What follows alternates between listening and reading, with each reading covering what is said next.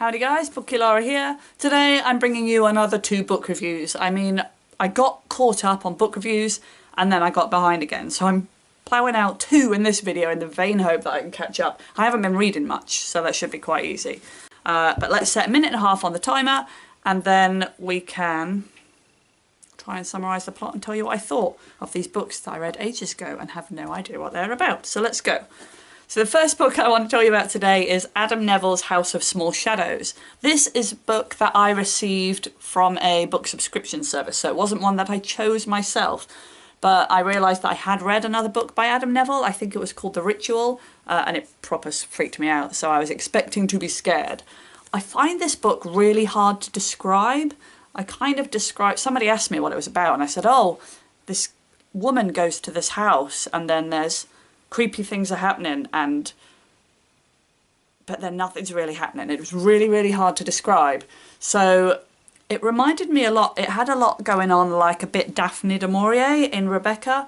It had that kind of gothic, atmospheric, Victorian creepiness going on, but not so much action. It wasn't a horror in that lots of horrific things were happening, although there were occasional bits. It was more to do with the atmosphere and the build-up. And to be honest, I really enjoyed it to start with, but I think it felt like it was building up to something but it never got there. And I think, you know, I'm so action-oriented that that's what I'm looking for, but I did enjoy it. It wasn't bad. It just didn't build up to the big exciting moment that I expect, and it was proper creepy.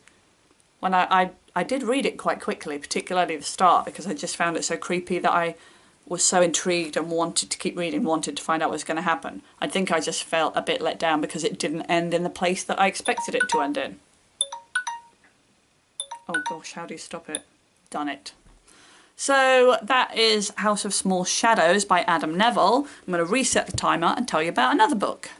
So this one is The Survival Game by Nicky Singer. When I picked this up in the bookshop, I mean, it was a lot about the cover, but then I liked the idea that there was a game. It made me think Hunger Games, I think, when I read the title.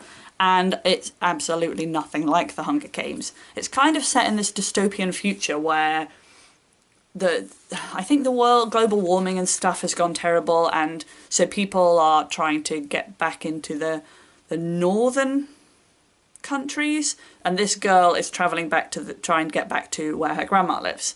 And I thought, oh, this is cool, a really idea of a dystopian future that's affected by the climate and blah, blah, but it doesn't talk about that at all. It is just about this girl and her sort of attempt to survive, to return where she came from, and all the woes that happen on the way. And I think whilst that was good, I really, really wanted to know more about what had happened on Earth and the impact that was having on everybody, and not just on her sort of personal issues. Sounds a little harsh, but it's true. She also meets another character on the way, a little boy, and I think I just didn't buy into how close their relationship was, because she didn't, I mean, understandably, she'd been through a lot, but she didn't come across as a very nice person, and he seemed to absolutely cling to her really on, and it just felt, I think, a bit unbelievable, and that continued when they met other characters as well. So it was a good enough story. Not what I was expecting, which is also what I said about this one, but the characters felt a little fake. That's all. They were both okay. I think I gave them both 4 stars, but you'd have to check my Goodreads because I have a memory like a goldfish.